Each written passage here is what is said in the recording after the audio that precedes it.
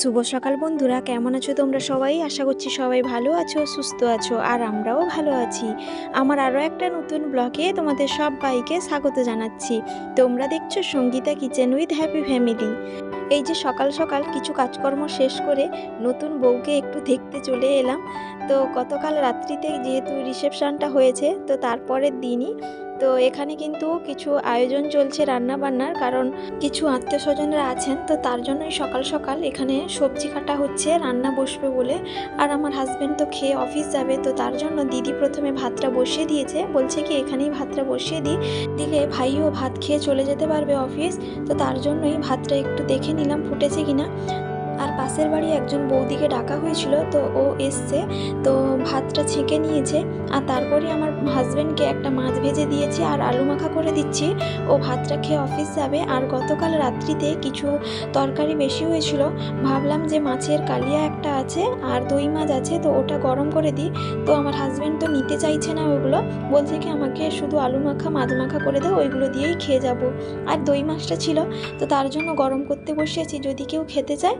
আর দই মাছটা ফেলতেও ইচ্ছে করছে না, তো তার জন্য গরম করে রাখছি, যদি কেউ খেতে চায় খেয়ে নিতে পারবে।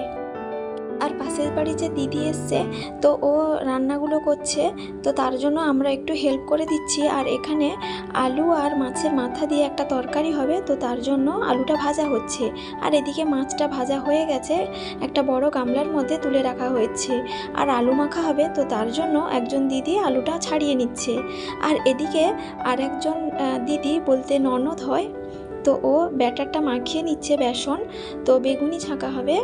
আর এদিকে কিছু সবজি কেটে লবণ হলুদ মাখিয়ে নেওয়া হয়েছে ভাজা করব বলে, কারণ জামাই আসবেন, তো তার জন্য। আর এদিকে বেগুনির জন্য বেগুনটাও ভালো করে কেটে নেওয়া হয়েছে।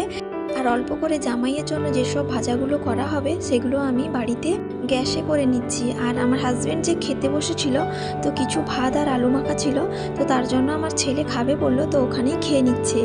আর কিছু মাছ একটু ভালো করে ভাজা হচ্ছে, কারণ মাছ ভাজা কিছু রাখা হবে বলে, অনেকগুলো মাছ আছে, তো তার জন্য। আর গ্যাসের মধ্যে আলু, বিনস, গাজর, পেঁয়াজ দিয়ে একটু ভালো করে ভেজে নিচ্ছি। আর তারপরে বেগুনিটা ছাঁকা করব। আর বেগুনিটা কিন্তু গরম গরম খেতে বেশ ভালো লাগে, তো তার জন্য একটু দেরি করে ভাজা করব বললাম। আর এই ভাজাটা হয়ে গেছে, এখন আমি তুলে রেখে দিচ্ছি।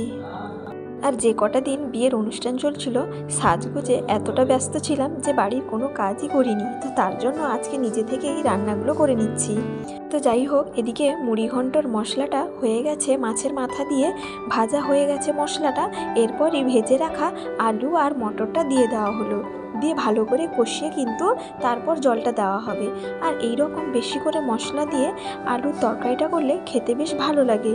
আর এতে কিন্তু মাছের মাথাটাও পড়েছে, তো তার জন্য খেতে কিন্তু দুর্দান্ত লাগবে। আর এদিকে গ্যাসের মধ্যে বেগুনিও ভাজা বসিয়ে দেওয়া হয়েছে, বেশি করে তেল দিয়ে, যাতে তাড়াতাড়ি ভাজাটা হয়ে যায়। আর যেহেতু অনেকজনের ব্যাপার, তো তার জন্য বেশি করে তেল দিয়ে বেগুনিগুলো লাল লাল করে ভেজে নিচ্ছি। আর বেশ ফুলেছেও বেগুনিগুলো। তো যাই হোক, বেগুনিগুলো পরপর ভেজে নিচ্ছি। আর এদিকে সবজিটা ভাজা হয়ে যাওয়ার পর দিদি জল দিয়ে দিল। মুড়িঘণ্টর কালারটাও যেমন এসছে আর সেন্টটাও দারুণ এসছে। তো যাই হোক, গ্যাসে যে বেগুনিটা বসিয়ে দিয়ে গেছিলাম সেগুলো একটু উল্টে দিচ্ছি। আর বেগুনিগুলো কিন্তু দারুণ হচ্ছে, সবাই কিন্তু এক একটা করে খেয়েও নিচ্ছে, যেহেতু গরম গরম বেগুনি খেতে ভালো লাগে, তো তার জন্য এদিকে বেগুনি ভাজা হচ্ছে, ওইদিকে কিন্তু বেগুনি খাওয়াও হচ্ছে। আর এই যে মুড়িঘণ্ট তরকারিটা হয়ে যাওয়ার পর নামিয়ে নিয়েছে দিদি। তারপরে কিন্তু টক রান্না হচ্ছে, যে মাছগুলো ভাজা হয়েছিল ওই মাছ দিয়ে কিন্তু টক হচ্ছে। তো বিয়ে বাড়ি হোক বা যে কোনো অনুষ্ঠানই হোক না কেন, অনুষ্ঠানের পরের দিন কিন্তু প্রতিটা বাড়িতে বেশিরভাগ ক্ষেত্রে টক রান্নাটা হয়ে থাকে। আর আমাদের বাড়িতে যেহেতু টকটা সবারই প্রিয়, তো তার জন্য টকটা অবশ্যই রান্নাটা ভালো করে হচ্ছে। আর তারপরই আলুটা মাখানো হচ্ছে এদিকে ভাজা পেঁয়াজ আর ভাজা লঙ্কা দিয়ে। আর এদিকে মাছের যে তেলটা ছিল সেটা পেঁয়াজ দিয়ে লঙ্কা দিয়ে ভালো করে ভাজা হচ্ছে। আর এরপর এতে কিছু সবজিও দেওয়া হবে। আর এই যে রান্নাবান্না শেষ হওয়ার পরে বাচ্চারা প্রথমে খেতে বসে গেছে। আর আমার ছেলের কাণ্ড দেখো কি, সবাইকে লবণ দেবে। তো এই জন্য লবণ দিতে বসে গেছে, আর আমি ভাত নিয়ে বসে আছি ওকে খাওয়াবো বলে, কারণ আমি আবার খেয়ে ডিউটি যাব, তো তার জন্য বাচ্চাকে আগে খাইয়ে দিব। আর ছেলে তো খেতে চাইছে না, বলছে কি আমি সবাইকে লবণ দিয়ে তারপরে আমি খেতে বসবো। আমি বললাম ঠিক আছে, তাড়াতাড়ি করে লবণগুলো দিয়ে আসো, তারপরে তুমি আমার সঙ্গে খেতে বসে যাবে, না হলে আমার আবার যেতে দেরি হয়ে যাবে।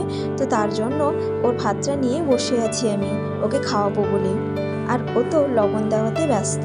তো সবাইকে লবণ দেওয়া শেষ হয়ে গেছিলো, তো ওর দিদিকে বাকি ছিল, ওর দিদিকেও লবণটা দিতে গেল। তো যাই হোক, ছেলেকে খাইয়ে আমিও তরকারিগুলো নিতে চলে এলাম আমি খাবো বলে, কারণ আমি আবার ডিউটিতে যাব। তো বন্ধুরা, এখনকার মতো এই পর্যন্ত, আবার দেখা হবে রাত্রিবেলায়। আর এই যে এক্ষুনি ডিউটি থেকে এসে ফ্রেশ হয়ে নিয়েছি, তো দিদি বলল খেতে আসতে। তো দিদি আজকে রান্না করেছে, আর আজকে অনেক কিছুই রান্না হয়েছে রাত্রিবেলা, ইলিশ মাছ হয়েছে, ডিমও হয়েছে। তো বন্ধুরা, এখন সবাই মিলে খেয়ে নেব। আর নতুন বউ তো ভীষণ পরিমাণে লজ্জাও পাচ্ছে। তো যাই হোক বন্ধুরা, আমার এই সারাদিনের ব্লগটা কেমন লাগলো অবশ্যই কমেন্ট করে জানাবে। যদি একটুকুও কোথাও ভালো লেগে থাকে একটা লাইক দিতে ভুলো না। আর যারা এখনো সাবস্ক্রাইব করোনি, প্লিজ একটা সাবস্ক্রাইব করার অনুরোধ রইল। আর যারা অলরেডি সাবস্ক্রাইব করে দিয়েছো তাদেরকে অসংখ্য অসংখ্য ধন্যবাদ। তো বন্ধুরা, অনেকটা রাত্রিও হলো, সবাই ভালো থাকবে, সুস্থ থাকবে, আবারও দেখা হবে।